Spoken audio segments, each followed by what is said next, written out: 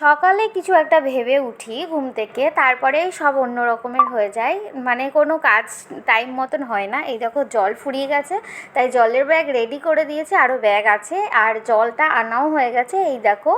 আর হচ্ছে আমি সব সবজি নিয়ে বসে পড়েছি। ওই যে বললাম সময় মতো কিচ্ছু হচ্ছে না, এখন সব সবজি নিয়ে বসে পড়েছি। তার মধ্যে সকালে জলখাবারটা করেছিলাম আলু পেঁপে দিয়ে তরকারি, সেটাই নিয়ে সবার তো খাওয়া হয়ে গেছে, সবাই সবার কাজে বেরিয়ে পড়েছে। আমি ওইখানেই যেখানে সবজি কাটবো ওখানেই নিয়ে বসে পড়েছি, খাচ্ছি। আর এই দেখো এই মিষ্টিগুলো ভীষণ ভালো লাগে, মানে শুকনো হালকা মিষ্টি ভীষণ ভালো লাগে, ওইটাই আমি দেখাচ্ছিলাম আমার জন্য ছিল, তাই আমি তোমাদের সঙ্গে একটু শেয়ার করলাম।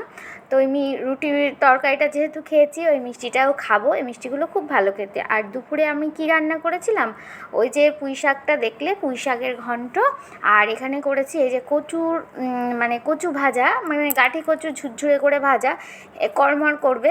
আর ডালের সাথে খেতে খুব ভালো লাগে। কিন্তু আমি কি বলতো, মানে আমি এতটা লেট করে খাচ্ছি, এখন আর অতটা কড়মড়ে নেই, সব নেতিয়ে গেছে, এটাই বলছিলাম। আর এখানে করেছিলাম পনির ভাপা।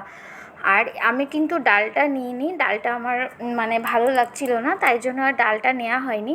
তো চলো চলো খেয়ে নিই, বেলা বাজে 3:30। আর রাতের কাজ বাজ তো আছে, এখন আবার ওই অন্নপূর্ণার ফর্ম ফিল আপ করছি, তার জন্য একটু ভিড়।